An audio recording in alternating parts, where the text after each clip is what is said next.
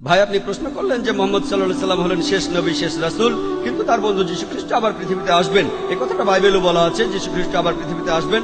কোরআনের বেশ কিছু আয়াতে এই কথা বলা হয়েছে, যেমন সূরা মাইদার 116 নম্বর আয়াতে বলা হয়েছে।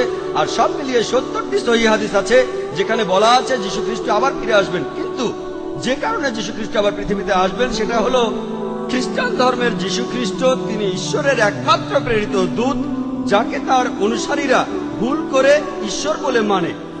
আর কোন নবী নেই যাকে তার অনুসারীরা ঈশ্বর বলে ভুল করেছে।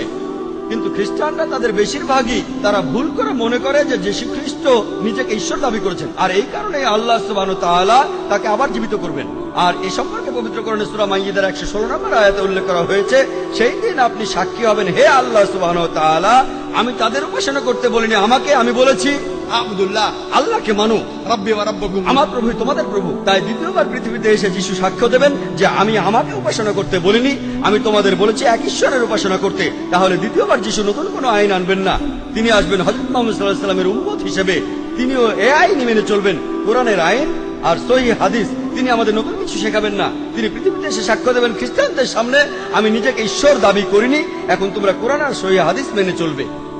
আপনি বললেন যে শেষ নবী হলেন নবী মোহাম্মদ, আর তারপর যিশু আবার হ্যাঁ ঠিক, দ্বিতীয়বার তিনি নতুন নির্দেশ আনবেন না। রাসূল মানে যিনি কিছু নির্দেশ পান, তিনি দ্বিতীয়বার রাসূল হিসেবে আসবেন না। তিনি খ্রিস্টানদের সামনে সাক্ষ্য দিতে আসবেন, আমি নিজেকে ঈশ্বর দাবি করিনি। তিনি নতুন নির্দেশ পাবেন না। আগে তিনি নির্দেশ পেয়েছিলেন ইনজিলে, সেটা 2000 বছর আগের কথা, যেটা বিকৃত হয়ে গেছে।